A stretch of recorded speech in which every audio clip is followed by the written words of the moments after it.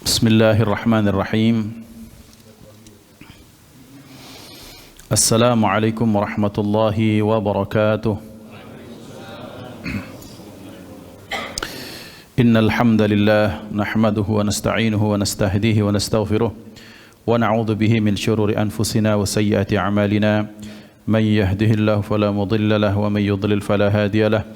أشهد أن لا إله إلا الله وحده لا شريك له وأشهد أن سيدنا ونبينا محمدا عبده ورسوله من لا نبي بعده اللهم صل وسلم على سيدنا محمد نورك الساري ومددك الجاري واجمعنا به في كل أطوار وعلى آله وصحبه يا نور اللهم رب اشرح لي صدري ويسر لي أمري واحلل عقدة من لساني يفقه قولي سبحانك لا علم لنا إلا ما علمتنا إنك أنت العليم الحكيم اللهم ارزقنا فهم النبيين وحفظ المرسلين وإلهام الملائكة المقربين اللهم أغننا بالعلم وزينا بالحلم وأكرمنا بالتقوى وجملنا بالعافية لا حول ولا قوة إلا بالله العلي العظيم والحمد لله رب العالمين نوينا التعلم والتعليم والتذكر والتذكير والنفع والانتفاع والإفادة والاستفادة والحث على التمسك بكتاب الله تعالى وسنة رسوله والدعاء إلى الهدى والدلالة على الخير ابتغاء وجه الله ومرضاته وقربه وثوابه سبحانه وتعالى الفاتح إلى حضرة النبي المصطفى محمد صلى الله عليه وسلم وأزواجه وذريته وأهل بيته ولما شيخنا وأساتذتنا معلمينا وعلمائنا وأولياء الله مقربين والمصنفين محققين مفسرين وإلى سلسلة القرآن العارفين إلى رسول الله صلى الله عليه وسلم وإلى والدينا وأولادنا بأن الله سبحانه وتعالى يرزقنا العلم والعمل ويحفظنا من الزي والزلل وأن الله يرزقنا وإياكم رزقا حسيا ومعنويا ويحفظنا وإياكم من الأذيات والبليات والعهات والمكروهات والأسقام والأمراض والألم على هذه النية وعلى كل صالحة جامعة شاملة نافعة من خيرات الدنيا ونعم الآخرة وإلى حضرة النبي المصطفى محمد صلى الله عليه وسلم بسر الفاتحة أعوذ بالله من الشيطان الرجيم بسم الله الرحمن الرحيم الحمد لله رب العالمين الرحمن الرحيم مالك يوم الدين إياك نعبد وإياك نستعين اهدنا الصراط المستقيم صراط الذين أنعمت عليهم غير المغضوب عليهم ولا الضالين آمين.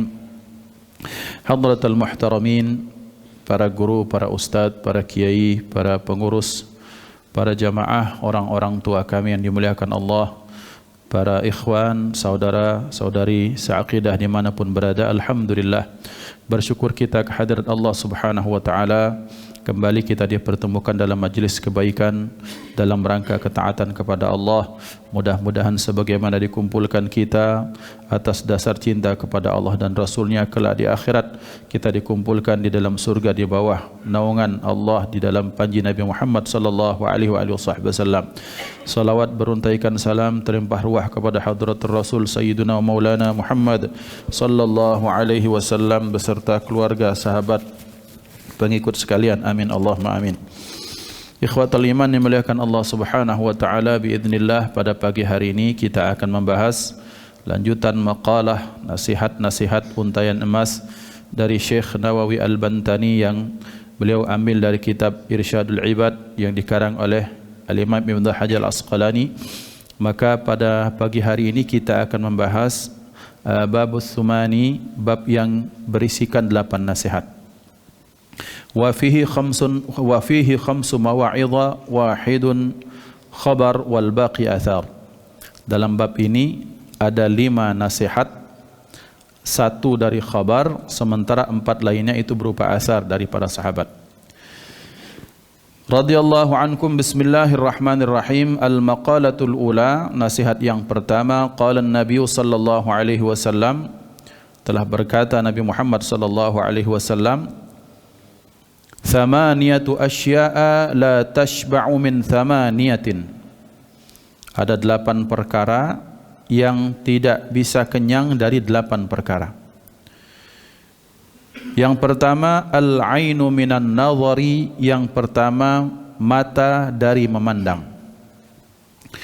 Ikhwah dimuliakan Allah subhanahu wa ta'ala, betapa pentingnya mata. Maka mata merupakan nikmat yang luar biasa daripada Allah subhanahu wa ta'ala, yang mata ini merupakan bagian dari hal yang memudahkan kita untuk mendapatkan urusan dunia, agama maupun akhirat. Betapa manfaatnya pandangan mata, maka dengan mata ini contoh bahwa seseorang bisa tilawah, kemudian seseorang yang akan meminangkan untuk anak perempuannya maupun untuk dirinya sendiri, itu melihat bagaimana kualitas karakter seorang calon yang akan menikahi atau ia nikahi. Kemudian dengan mata seseorang juga akan mendapatkan pahala yang besar. Sebagaimana dinyatakan dalam maqalah salihin bahwa orang yang memandang wajah orang saleh, memandang orang-orang aulia, para kekasih Allah, para ulama, maka itu pintunya minan nazar, dari memandang. Maka betapa banyak dan betapa besar nikmat mata, yang mata ini tidak pernah lepas, tidak pernah kenyang dari memandang. Bahwa betapa banyak ada orang yang hanya dengan gara-gara memandang saja maka dia mendapatkan rahmat Allah. Contoh sebagaimana Rasulullah sallallahu alaihi wasallam bersabda, sesungguhnya Allah Subhanahu wa taala itu menurunkan 120 rahmat di sekitaran Ka'bah. Sittina lit-tawafin, 60-nya bagi orang yang tawaf. Wa arba'ina lil musallin, 40 untuk orang yang salat. Wa 20 lin-nadhirina 'alaiha, sementara 20 rahmat Allah berikan untuk orang-orang yang hanya memandang Ka'bah dengan membesarkan Allah. Melihat Ka'bahnya saja itu mendapat rahmat daripada Allah Subhanahu wa taala. Artinya ternyata nikmat mata, yang mata ini tidak pernah kenyang dari memandang, boleh jadi laka au alaika, boleh jadi dia akan membawa aura positif ataupun akan membawa penyesalan bagi seseorang. Maka Allah Subhanahu wa taala menyatakan, wala a'udzu billahi minasyaitonir rajim, wala taqfu ma laysa laka bihi ilm, inna sam'a wal basara wal fuada kullu ulaika kana anhu mas'ula. Maka hati-hati kata Allah, jangan sampai kalian beramal tanpa didasari ilmu, karena sesungguhnya pendengaran, penglihatan, hati, otak semuanya akan dimintai tanggung jawab oleh Allah Subhanahu wa taala.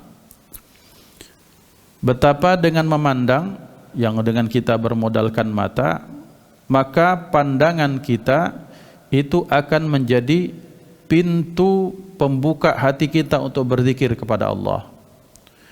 Rasulullah sallallahu alaihi wasallam bersabda, ala inna lillah mafatihal lidzikr, humul ladzina idza ru'u dzukirallah. Ketahuilah sesungguhnya Allah Subhanahu wa taala punya pintu-pintu, punya kunci-kunci untuk Allah itu dizikiri oleh kita. Artinya Allah punya pintu atau kunci-kunci zikir. Siapa mereka? Humul ladzina idza ru'u dzukirallah. Mereka adalah orang-orang yang ketika kita memandang mereka, langsunglah kita teringat kepada Allah Subhanahu wa taala. Ada jenis orang, bapak-bapak, ya ikhwan, ada jenis orang yang ketika kita berada di dekatnya, memandangnya langsung dengan hanya memandang gitu. Allah. Nah itu. Ini ada kunci-kunci zikir Allah yang memang ketika melihatnya kita langsung kontak kepada Allah, kontak kepada Rasulullah sallallahu alaihi wasallam. Maka ternyata dengan memandang ini menjadi pintu pembuka pahala kebaikan yang sangat banyak bagi kita. Kemudian dengan memandang juga al-ainu minan nazar, bahwa 1 dari 8 perkara yang tidak bisa terlepas, mata dari memandang. Betapa pentingnya seseorang itu dengan memandang ini, maka kemaslahatan agama kita akan tercapai. Mana contoh? Contoh adalah ketika seorang yang menikah atau menikahkan anak, salah satu komponen menikah itu kan ada wali. Maka wali itu di kita di Palembang ini kadang pakai emasnya suku ya. Cuma di Palembang Lampung tulah pakai emas berapa suku, lainnya pakai gram. Nah, sering dijengok emas itu, kadang dijengok dulu, oh asli apa tidak, kadang digigit-gigit, kadang dipenyok-penyokkan. Ini menunjukkan bahwa memandang merupakan bagian dari kemaslahatan beragama. Bayangkan kalau ternyata emasnya itu palsu, hanya dengan tidak memandang, sudah diraba saja, oh sudah asli, ternyata dia palsu. Ya secara hukum fikih pernikahan itu kemudian menjadi pernikahan yang mestinya ya diperbaiki kalau segalanya sadar tentang kondisi tersebut. Maka ikhwan dimuliakan Allah, belum lagi misalnya kita melihat betapa banyak potensi pahala yang ditimbulkan dari mata melihat sesuatu yang menyenangkan, Masya Allah, sesuatu yang itu Subhanallah, kita melihat ini Allahu Akbar, ternyata itu dimulai dari pintu memandang. Maka selanjutnya juga di dalam Al-Quran bahkan ada ayat-ayat, katakanlah wahai Muhammad kepada orang-orang beriman untuk menundukkan pandangan mereka, menunjukkan betapa pentingnya kadar pandangan ini. Juga katakan juga kepada wanita muslimah, perempuan-perempuan muslimah untuk menundukkan pandangan mereka terhadap apa? Terhadap sesuatu yang berpotensi untuk menjadikan dirinya terjerumus kepada hal yang syubhat atau sesuatu yang bahkan mengandung dosa. Wajah perempuan dalam mazhab Imam Syafi'i itu bukanlah aurat. Tapi terkadang kalau neman mandang wajah yang bagus-bagus, pas balik ke rumah rasa campah. Bukan begitu? Maka disitulah mengapa orang Islam itu sangat dituntut untuk menundukkan pandangan supaya muncul rasa cukup. Sudah di rumah belaga itulah pakam itu. Mandang terus ingat Subhanallah, kan cantik makhluk segala macam. Pas ingat di rumah astagfirullah. Nah, itu kan bahaya. Salah ucapan, Pak. Pas nyingok kita astagfirullah, emang kita ini apa kan? Ya ikhwan, maka memandang ini penting. Maka bagaimana bahasa tundukkan pandangan? Satu, secara literally-nya adalah bahwa betul-betul kita menundukkan pandangan. Maka ada istilah ghaddul basar, karena ghaddul basar ini, menundukkan pandangan ini akan menyelamatkan kita dari fitnah. Sekarang ini di akhir zaman beda dengan di mana wanita-wanita zaman dahulu itu sangat-sangat menjaga rasa harga dirinya, harga diri keluarganya, ayah bunda ataupun harga diri suaminya. Bahkan yang terjadi, yang kita hidup di era sekarang, bahkan banyak yang dengan bangga memamerkan atau menunjukkan mungkin wajahnya yang glowing, mungkin tubuhnya yang Allahu Akbar misalnya. Maka terkadang ada hal yang kalau ketika kita tidak bisa hadapi maka kita hindari. Iman kita nih Pak belum kuat, istilah kita jantan. Amin nih kan masalahnya. Maka berarti kita berupaya menghindari. Apa yang paling selamat? Ghaddul basar. Maka mengapa Rasulullah sallallahu alaihi wasallam itu menyatakan ada 8 hal yang itu tidak akan pernah kenyang. Karena nanti ketika kita sudah merasakan lezatnya memandang yang bukan wajah orang yang dalam kehidupan kita, maka kita akan terbayang-bayang terus. Ketika terbayang-bayang terus akan muncul, tak sekali tunggulah kumahari kau. Misalnya, iya kalau imannya kuat, kalau caranya benar nambah dengan cara yang disyariatkan. Tapi kalau tidak benar, na'udzubillah akan menempuh sesuatu yang Allah akan murka. Wal iyadu billah. Dari mana? Dari memandang. Maka sengaja beliau meletakkan al-ainu minan nazar, ada 8 perkara yang Allah yang dijadikan secara tabiat itu ternyata sesuatu itu tidak bisa kenyang, salah satunya adalah mata dari memandang. Maka kita upayakan bahwa jadikan dalam niatan kita, dalam diri kita, terutama saya dan kita semua, mencari kenikmatan memandang itu, memandang pada hal yang Allah itu anggap itu baik dan menurut Allah itu baik serta Rasulnya itu baik. Maka memandang wajah orang-orang soleh disyukuri Pak. Memandang wajah bapak-bapak ini nikmat. Wajah yang kena wudu, wajah yang dahinya sujud. Terbayang tidak Pak, satu saat ketika kita harus ke satu tempat yang ternyata wajah-wajah orang sekitar kita tuh wajah nggak pernah kesentuh wudu.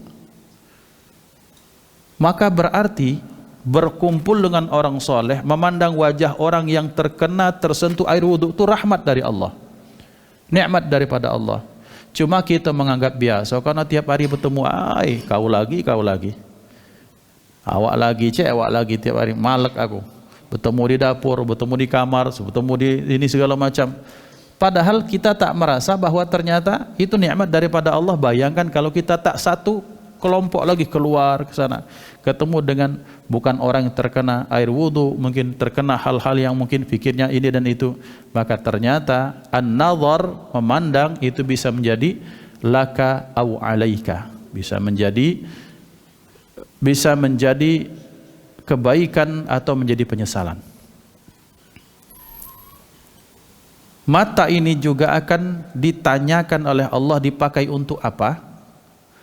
Maka jikalau misalnya yang pernah saya ceritakan sebelum-sebelumnya, bahwa ada orang yang dia tak mampu baca Al-Quran, buta aksara Al-Quran, tapi Allah berikan keberkahan seluruh anaknya hufadzul Quran.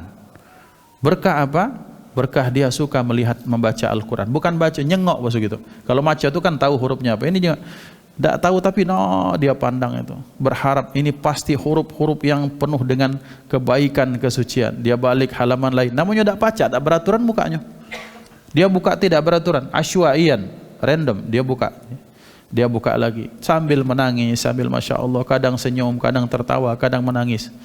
Tapi ternyata dia buta aksara Al-Quran. Tapi dia gunakan mata itu, dia maksimalkan untuk melihat, memandang sesuatu yang dimuliakan Allah. Maka Allah muliakan dia dengan anak-anaknya menjadi para pecinta dan penghafal serta yang menjaga Al-Quran. Masya Allah. Maka ini potensi yang sangat besar. Dan dari situlah mengapa kemudian kita sebagai mukmin, wabil khusus di Indonesia, ya memang adat istiadat kita memang sudah memang bercampur ya, Islam kemudian bercampur dengan adat ketimuran yang kadang kita tidak bisa menolak atau susah menolak. Contoh mana? Contoh kondangan. Kalau kondangan itu Pak, ya kita berharap bahwa memang ada laki-laki khusus laki-laki, perempuan khusus perempuan.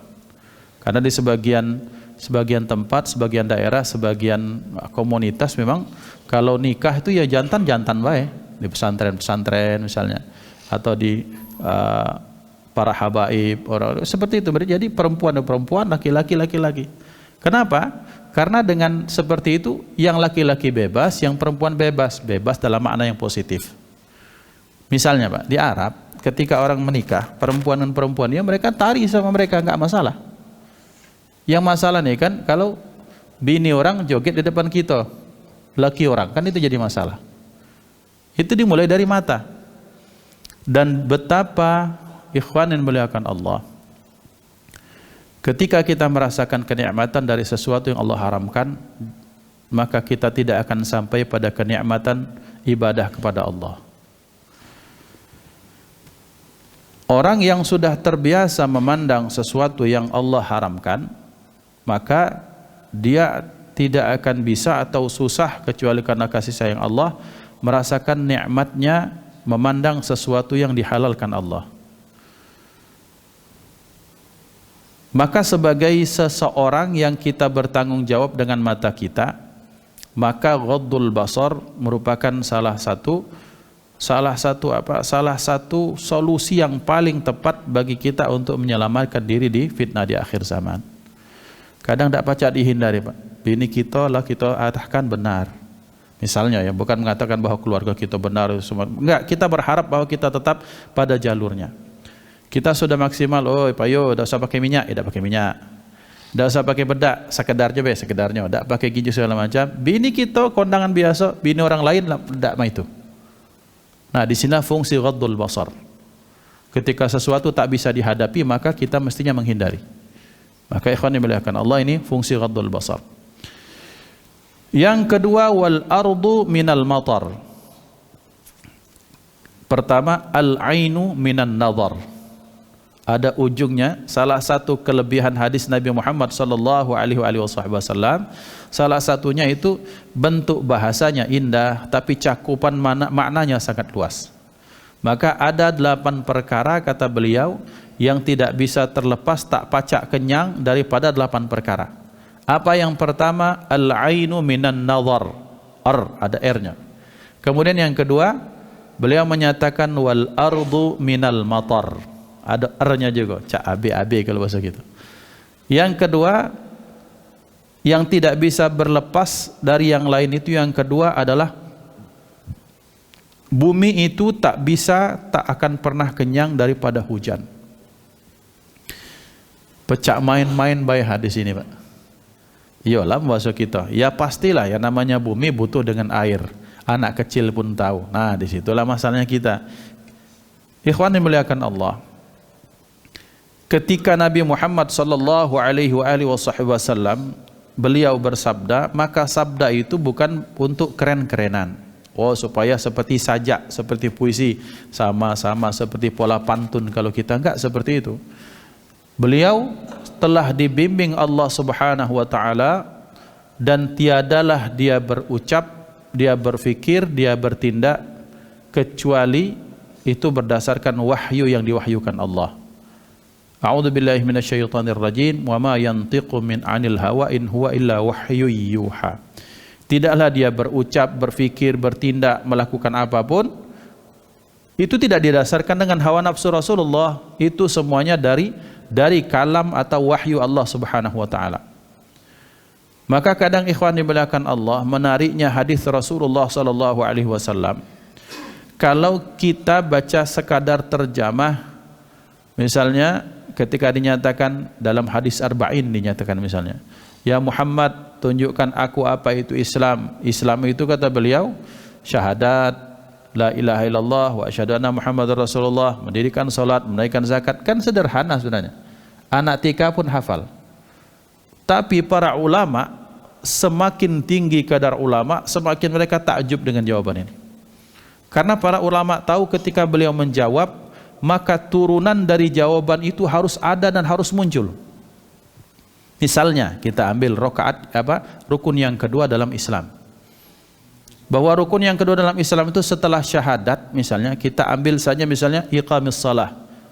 Beliau memilih kata dengan bahasa mendirikan salat, iqamus salah. Kenapa tidak mengerjakan salat? Karena makna mendirikan salat artinya melaksanakan salat satu di waktunya, itu baru didirikan. Salat kalau sudah salat subuh dikerjakan di waktu duha, itu sudah bukan subuh lagi, itu bukan dirikan. Zuhur dikerjakan jam 3, jam asarnya jam 3:02. Nah, itu bukan mendirikan. Jadi melaksanakan di awal. Yang kedua apa? Yang kedua artinya melaksanakan salat kamilatasy syurut, dengan syarat, rukun, adab dan sunnahnya. Itu baru mendirikan. Yang ketiga mendirikan salat. Apa makna mendirikan salat? Mendirikan salat artinya bagaimana nilai-nilai salat itu terpatri setelah ba'da salat, setelah salat. Yang keempat, bagaimana sih supaya salat itu terlaksana? Berarti salat itu terlaksana, tahu syarat, hukum, rukun segala macam. Kemudian salat supaya bisa didirikan butuh apa? Butuh masjid. Masjid ini butuh apa? Butuh bangunan. Bangunan butuh manusia, butuh orang yang mampu mengerjakannya, butuh orang-orang berilmu. Dari kata mendirikan salat muncul ilmu bangunan, muncul ilmu ini, muncul ilmu itu. Ketika salat dilaksanakan, dikerjakan, butuh panggilan. Gak bisa dong kita sekedar ayo semayang, butuh azan. Azan butuh suara. Dalam hadis dinyatakan bahwa tiadalah mendengar seorang azannya seorang muazin, tidak manusia, tidak hewan, tidak syajar wala hajar, kecuali itu akan menjadi syafaat di hari kiamat, menjadi saksi pada hari kiamat. Jadi dibutuhkan sound system yang bagus, pecah di Baitur Rahman Bang Raya misalnya, kira-kira itu. Dari kata-kata iqamus shalah muncul hal yang sangat banyak. Itu bagi para ulama, karena kita ini baik jawab Rasulullah. Nah, Rasulullah, masalahnya Rasulullah tidak seperti kita. Sering saya nyatakan, jangan ngukur baju wong di awak dewek. Beda itulah. Para ulama beda cara memandangnya dengan memandang hadis Rasulullah sallallahu alaihi wasallam. Hakadha. Maka beliau menyatakan, mengapa beliau memasukkan yang kedua wal ardu minal matar? Bahwa bumi itu tidak pernah bisa lepas dari matar, dari hujan. Bapak dan Ibu dimuliakan Allah, Allah sudah nunjukkan kepada kita 1 bulan terakhir ini betapa butuhnya kita dengan matar, betapa butuhnya kita dengan hujan. Lah mulai banyak yang panas dalam ini, mulai banyak yang panas dingin, mulai banyak yang kepanasan tak pacak kecuali harus minum es, harus masuk ke ruang ber-AC. Menunjukkan ternyata matar merupakan nikmat yang luar biasa daripada Allah Subhanahu wa taala. Tetapi tidak sekadar kita butuh dengan airnya saja. Filosofi matar itu yang harus kita pelajari. Bapak-bapak, pelajaran yang sangat indah daripada Allah. Bentuk kata matar, hujan, turun dia di Indonesia, muncullah duren, Temago, Petruk, Semar, Gareng, segala macam-macam lah. Gedong, bukan, kalau gedong gincu itu manggo ya. Turun di Indonesia, mangga, kueni, mam, pelem, segala macam manggo ini, manggo itu. Turun di Indonesia jadi manggis. Turun di Indonesia, bakso kami di dusun jadi jackfruit. Tak tahu kalau dia meranjat apa? Nangko. Ya. Ada cempedak, ada tempedak, nangko segala macam. Turun di mana? Matar ini turun di Mesir, jadi tumur, jadi kurma. Turun di sana jadi delima. Turun di sana, artinya ternyata Islam kita itu harus seperti matar, seperti air, seperti hujan. Ketika dia datang ke satu tempat, tidak harus menghapuskan apa yang ada di situ, bahkan sebaliknya memaksimalkan potensi yang ada di situ. Matar, hujan datang ke Arab, yang ditumbuh suburkan itu ya kurmanya, delimanya, kemudian jeruknya, kemudian stroberinya misalnya. Di Indonesia ditumbuhkan segala macam. Maka orang Islam, sebagaimana sabda Rasulullah sallallahu alaihi wasallam, al-muslimu man salimal muslimuna min lisanihi wa yadihi, bahwa orang Islam itu harus dia bisa memberikan keselamatan, orang merasa selamat dari ucapannya, perbuatan dan segala macam yang muncul daripada dirinya. Maka hujan ya ikhwan, air itu ya ikhwan, dimanapun dia dibutuhkan. Tapi dia tidak harus memaksakan, oh mentang-mentang hujan dari Allah, misalnya Tuhannya orang Islam, harus tumbuhnya kurma semua di Indonesia. Ini tidak pacak. Kita butuh nilai-nilai kearifan lokal. Selama tidak melenceng dari nilai syariat, ya silahkan monggo. Islam datang ke Indonesia, muncul belangkon, batik, sewet, baju koko. Emang dikira baju koko itu baju orang Islam? Dari kokonya bela jelas, ko najib, iya, kakak kan, baju Cino, wong Fei Hung itu. Nah, salahnya kita adalah mengidentikan Islam dengan tampilan-tampilan luar. Islam tuh harus pakai jubah, ya di benua Antartika pakai jubah, mate jo. Ya menyesuaikan sesuai dengan kondisinya, geografisnya, daerahnya, selama tidak melenceng. Berarti Islam itu tidak harus kalau datang, ya akhi, masya Allah, ya tidak apa-apa. Oh iya, lur, apa kabar, CS, tidak apa-apa. Panggilan, tidak harus akhi ukhti ya ikhwan. Pacak, lur, di Jawa kang, mas, dek, daeng, CS, ces kalau di Makassar misalnya, apapun itu. Tetapi nilai persaudaraan yang kuat. Akhi ukhti, tapi cemberut dengan yang lain tidak sesuai dengan nilai-nilai Islam. Ini maksudnya ikhwan. Berarti Ustadz, tidak penting zahir itu penting. Tapi kemudian menghukumkan semuanya kepada zahir, disitulah kelirunya. Maka nilai hujan mengajarkan kepada kita manfaat yang diberikan. Rasa nyaman, kebaikan, kemudian faidahnya yang ditumbuhkan daripada sana. Maka bumi tidak akan pernah bisa berlepas daripada hujan, karena butuhnya kita kepada hujan. Tapi kemudian sebagian ulama memaknakan bumi ini bukan sekadar bumi saja. Hati kita itulah seperti bumi. Yang bumi ini sangat butuh dengan siraman-siraman hujan. Maka Rasulullah sallallahu alaihi wasallam dalam salah satu maknanya, beliau menyatakan dalam riwayat bahwa butuhnya maksimal paling lama hati ini harus dapat asupan selama 3 hari paling banyak. Kalau tidak, maka hati ini ditakutkan menjadi hati yang keras, menjadi hati yang lemah, menjadi hati yang tak kuat ketika berhadapan dengan kondisi alam sekitarnya. Maka mengapa kita butuh taklim seperti ini Bapak-bapak? Taklim ini yang disampaikan itu kadang berulang-ulang. Tapi ternyata barokah taklim, duduk dengan orang salihin, duduk ini niatan lillahi ta'ala, maka hati kita tuh kembali lembut. Karena kenapa? Ada berkah suhbatus salihin, berkah kita berhadapan berdekatan dengan orang-orang soleh. Keberkahan itu juga kita cari dalam majelis-majelis seperti ini. Ya ikhwan, kalau tak ceritakan di Palembang, di daerah sana, di Kutai. Majelisnya itu di sini bab wudu, di situ bab nikah, di sini bab apa? Kaget ulang lagi kiai lain bab wudu, bab ini. Tapi budak-budaknya semangat, ngapo? Itu untuk ngecas iman gitu. Nah, berarti ternyata selain manfaat ilmu yang didapat, manfaat keberkahan nyetrumnya, vibe-nya tuh bahasa budak sekarang. Ketika kumpul dengan orang satu server, maka casan kita yang lemah ini kembali dikuatkan oleh Allah SWT. Berkah berhadapan, berdekatan dengan orang-orang saleh. Maka banyak kawan-kawan kalau nengok wajah ini bertemu lagi di sini, bertemu lagi. Kadang dia di belakang, kadang nyatat, kadang tidak. Tapi berkah berkumpul dengan orang soleh, maka itulah fungsi hati kita sering-sering dicas dengan berdekatan dengan orang soleh. Yang kedua dengan apa? Dengan ta'lim, dengan nasihat, dengan ayat, dengan solawat, dengan zikir, dengan apapun yang mampu hati tersebut mendapatkan siraman-siraman hujan. 3 hari tak dapat Pak, yang didengarkan dunia terus, takut hati kita akan keras. Maka tanda-tanda hati yang keras itu bagaimana? Melihat sesuatu itu seperti umatnya Nabi Musa alaihissalam, itu pada puncak kekerasan hati. Bagaimana maksudnya? Kita ini kan kadang kalau melihat sesuatu yang misalnya terjadi banjir, ya Allah, ketika seseorang mengucap ya Allah ketika melihat sesuatu musibah, itu hatinya masih lembut. Tapi kalau sudah melihat sesuatu yang aneh, dia biasa aja. Fenomena alam ini. Banyak ada yang itu. Banyak Pak.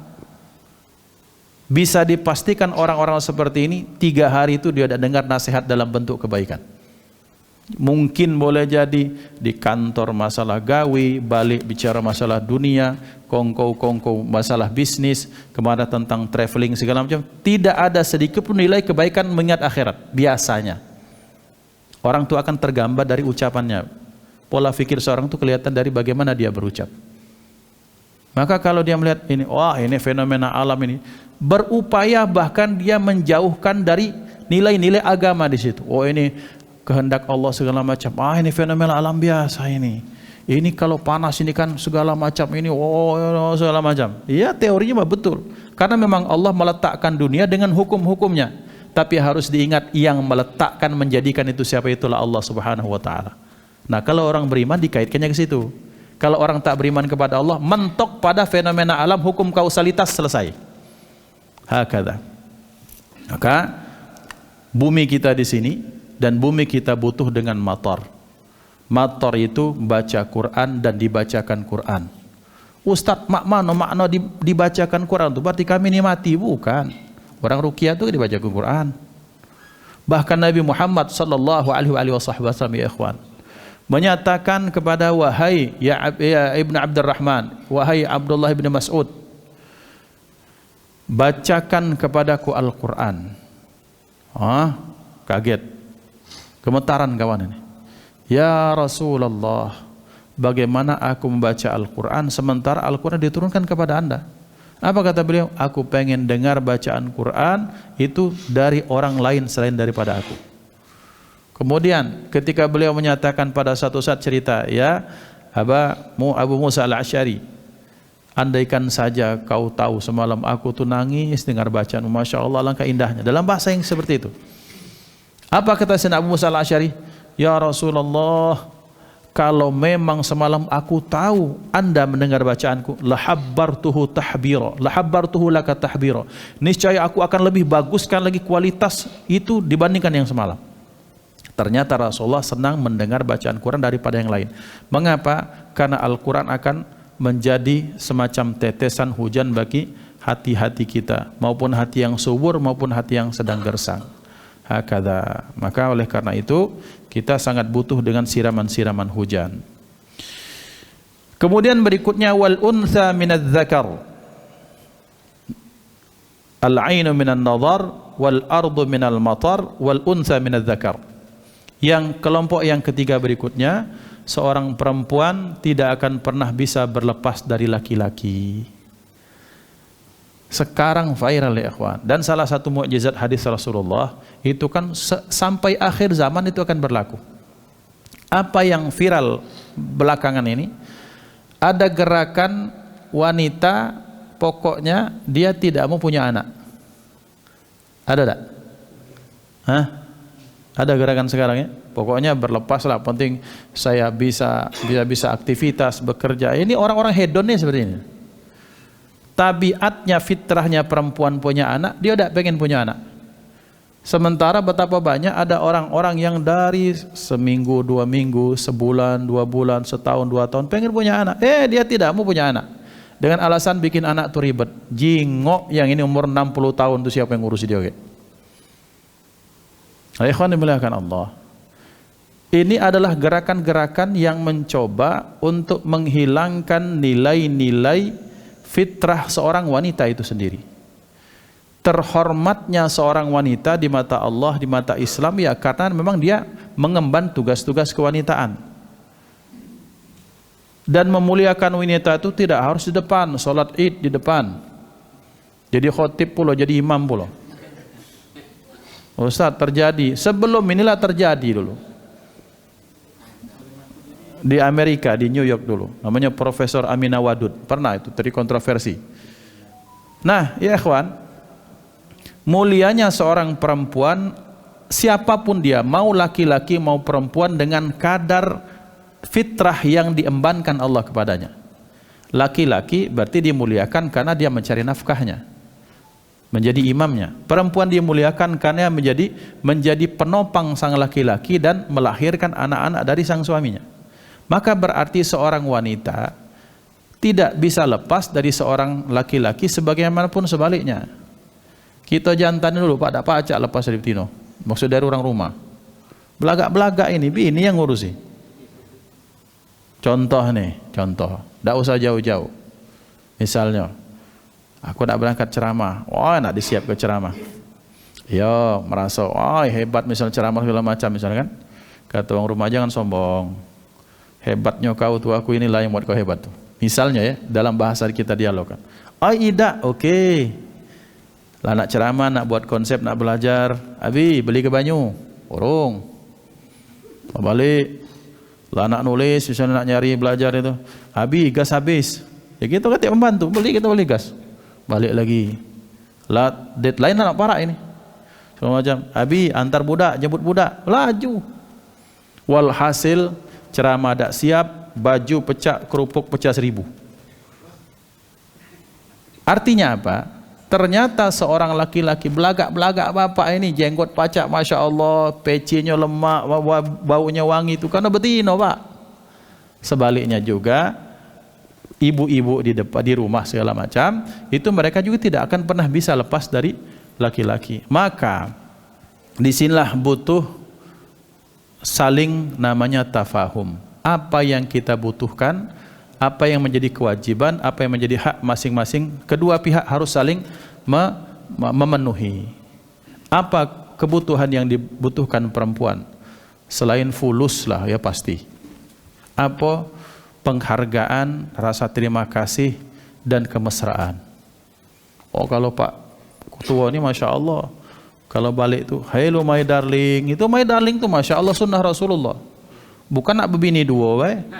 Tiap sunnah nak nambah bini, sunnah nambah bini, habis-habis digesar di situ, kayak di rumah hilang keberanian. Nah, maksudnya bagaimana ya kawan? Satu dari sunnah Rasulullah SAW yang kita sering lupa itu, ia memanggil istri dengan panggilan yang mesra. Tula'ibuka wa tuda'ibuha, bahwa kita memanjakan mereka dengan, karena ya menbasoji orang dulu tuh betino nih Pak, yang penting dirayu, tak apa-apa dia dikiuk ke. Orang rumah kaulah yang paling belagak di dunia ini. Manohara Desir Nasar itu lewat.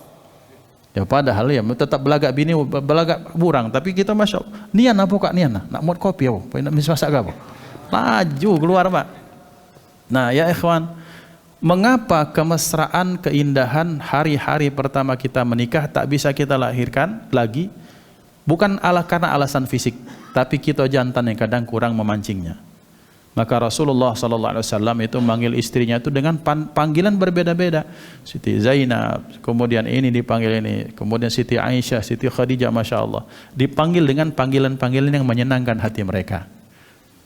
Berarti sunnah Rasulullah seperti itu. Maka yang perempuan tak bisa lepas daripada laki-laki, yang laki-laki tidak bisa pernah lepas daripada perempuan. Hakata. Jam berapa syuruk? 6.07 ya? Masih banyak. Jam 7. 7 kurang. 7 kurang 50 menit. Yang berikutnya wal alimu minal ilmi. Ada golongan yang kelompok yang ketiga, yang keempat, seorang alim daripada ilmu. Maksudnya mana? Orang kalau sudah menekuni sesuatu, maka dia pasti tidak akan pernah kenyang dari apa yang dia tekuni. Orang ahli bengkel diawali dulu dengan bengkel sepeda, ontel, sepeda onto, kereta angin bahasa kami di dusun. Diawali dengan ini kelaharnya mana, terus rantainya mana, dengan pola yang sederhana. Setelah dipelajari, nyoba-nyoba mendari motor ini, motor itu, terus sampai dia dapat ilmu, masih terus penasaran, menambah. Maka orang yang alim di sini bukan sekedar ilmu ahli fikih, ahli hadis, ahli tafsir, bukan. Seluruh orang yang punya profesi, yang menekuni profesinya, pasti dia tidak akan pernah kenyang dari rasa pengen tahu terhadap sesuatu yang baru lagi. Maka kata Imam Al-Haddad, dikaitkan dalam konteks untuk memberikan manfaat kepada orang banyak. Seorang alim itu kalau dia belajar untuk dirinya, faqalilun minhu yakfi. Orang alim ketika kita belajar untuk diri kita sendiri cukup. Wudu, belajar taharah, membersihkan najis, wudu, salat, sudah. Ya kan begitu kan kebutuhan kita. Tapi kalau dia sudah berkecimpung untuk memberikan manfaat untuk orang lain, maka sebanyak ilmu itu akan kurang. Dan disinilah kalau galak salah kaprah jadi salah niat. Maksudnya mana? Kadang umat ini kan kalau sudah butuh kepada ustadz, kadang ustadz itu harus multi talent, multitasking, multi talent. Ustadz harus pacak ngaji, ustadz harus pacak menyembelih kambing, ustadz harus pacak meruqyah, ustadz harus pacak ini, ustadz harus baca itu. Kenapa ya? Karena kata Imam Al-Haddad, kalau untuk diri sendiri ilmu kita yang dasar-dasarnya sudah cukup. Tapi kalau untuk umat semuanya dituntun untuk bisa. Maka terkadang kata para ulama bahwa ketika seorang sudah berkecimpung di bidangnya, maka dia tidak akan pernah merasa kenyang. Beliau Pak Ketua, Pak Haji Najib di bidang pertanian. Emang dikira kita orang awam nih, cara nanam tuh yang penting ada polybag, ada siram banyu, selesai. Itu kan kita orang awam. Tapi tidak sesederhana itu. Kita nih apa? Aku ada mobil ini, kameramen kami ini, Masya Allah, teknisi handal beliau nih. Ya kameramen, ya driver yang menarik mobil. Yang susahnya tuh udah agak dibayar, ini susah Pak. Nah itu yang susah. Nah jadi ketika seseorang Pak sudah berkecimpung di bidangnya, kita nih orang awam, dah rusak apa dah? Rusak ini, sudah gawe aku tak paham. Yang penting cetar, itulah ketika disetar mobil hidup selesai. Itu bikin orang awam. Kita tidak terpikir kabalnya, ke minyaknya, ke oli segala macam. Maka di sini mengajarkan kepada kita bahwa segala sesuatu mudah terlihat, ternyata tak mudah untuk dilaksanakan. Berarti kita harus pandai-pandai menghargai orang lain. Uji kita buat kelepon, kelepon ini ngapa dah ini? Coba ente yang buat. Tiap hari menghina masakan istri, ngapo coba masakan moko, gerjilan terus masuk kami dusun, pecah mentat. Ya bapak yang betana, aku yang begawi. Walhasil rusak galau. Gawe di luar dak sudah, yang rumah tak acak makan. Ngapo? Karena kita tak saling menghargai. Karena sesuatu itu ikhwan, maka bagaimana supaya kita bisa menghargai orang lain? Sekali-sekali kita coba dalam posisi mereka. Pacak masang baut, tak pacak mongkar, tak pacak masang, itu memang terjadi. Kenapa? Karena ilmunya kurang. Maka seorang alim, orang yang punya ilmu, orang yang punya skill, ketika dia sudah mendalami, maka kata Imam Ghazali, orang kalau sudah belajar pertama, membasuh kita pertama itu, kalau sudah belajar bab pertama sudah selesai, seolah-olah dia paling alim di dunia, paling pintar.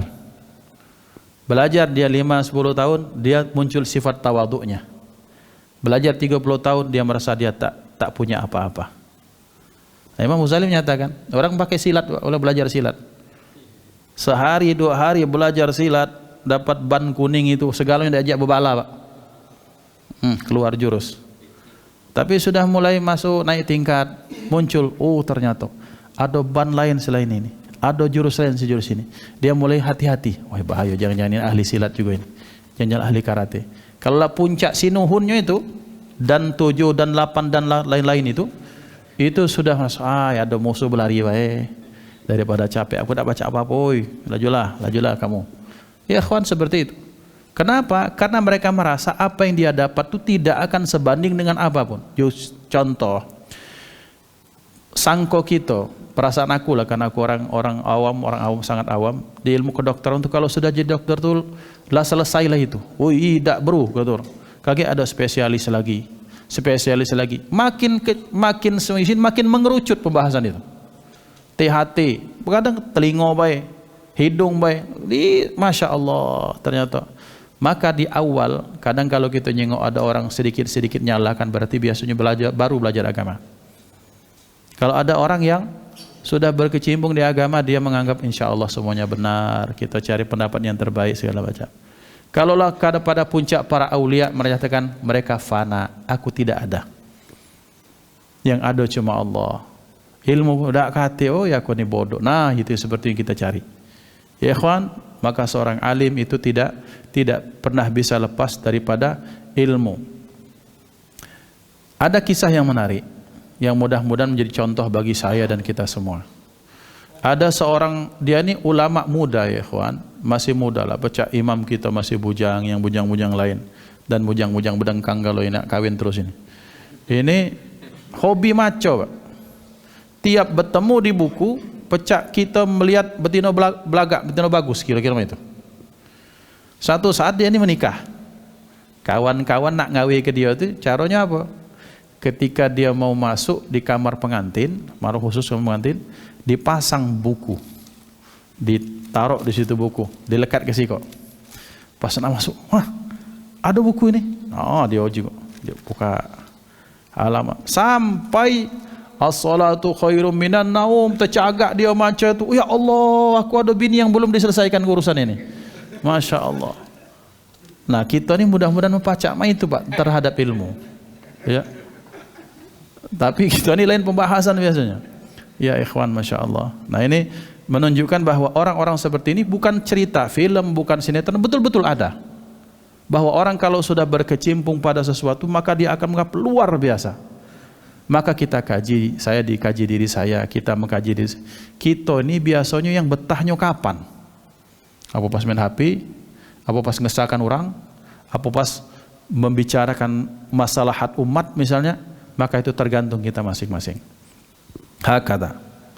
Nah, untuk menuntut ilmu dikatakan untuk menuntut ilmu banyak sekali syaratnya, sebagaimana ini di sini jelaskan Imam Nawawi, Syekh Nawawi dengan sangat panjang, bahwa orang kalau mau belajar itu memang harus ada nilai kecerdasan, ada kemauan, ada kesabaran, ada modal. Nah, butuh modal ternyata belajar.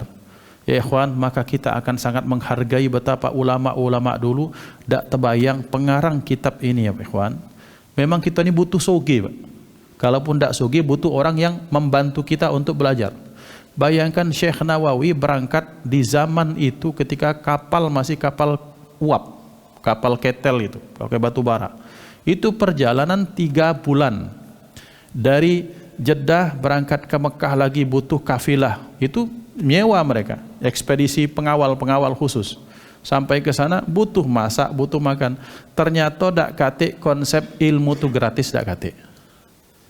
Maka konsep sekolah gratis itu tak bagus. Maksudnya dalam mindset seseorang tuh Ustadz ini gratis, dak kate yang gratis. Masuk perwira polisi angkatan tuh dia dibayar dengan cara gajinya dipotong.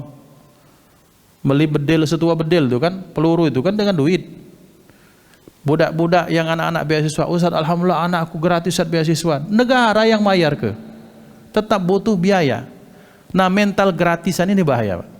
Maka ada satu sekolah yang saya tak sebutkan, siapapun fakir miskin datang. Kuat berapa bayar? 10.000, jadilah. Berapa? 1 juta, sini.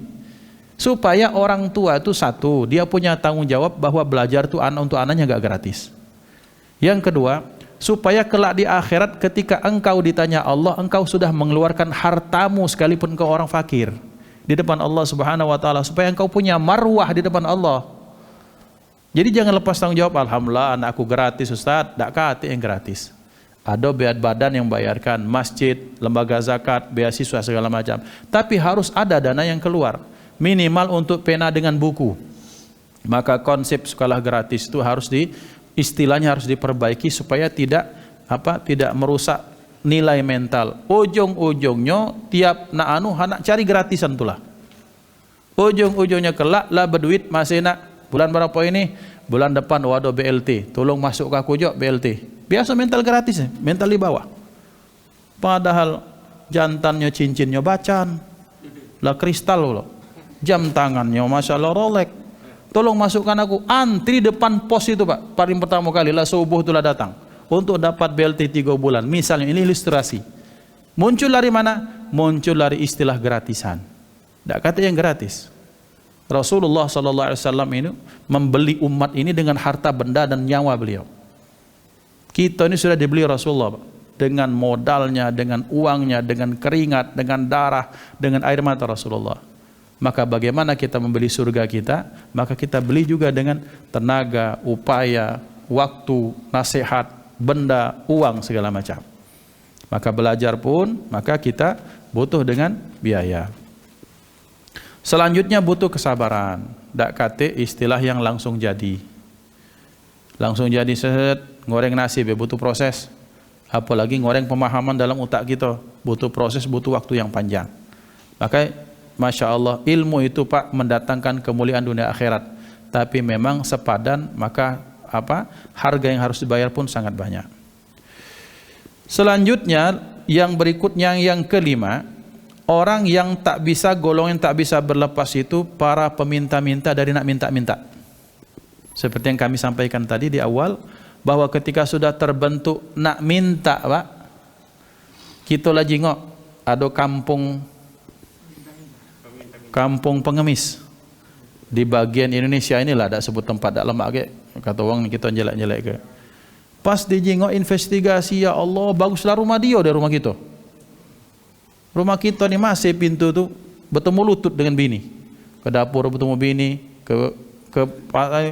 itu bukan karena bininya banyak, Pak Haji, bukan. Tapi karena saking kecilnya rumah. Kaget Ustaz ini provokasi terus Ustaz ini. Bukan, karena memang rumahnya kecil, bertemu lagi, ente lagi. Pas nengok rumahnya, Masya Allah, dari mana? Orang kalau sudah terbentuk mental minta-minta, maka dia tidak akan berlelah-lelah untuk mencari nafkah, karena cukup dengan mengandalkan kasih sayang, belas kasihan orang, kemudian dia merasa bisa hidup.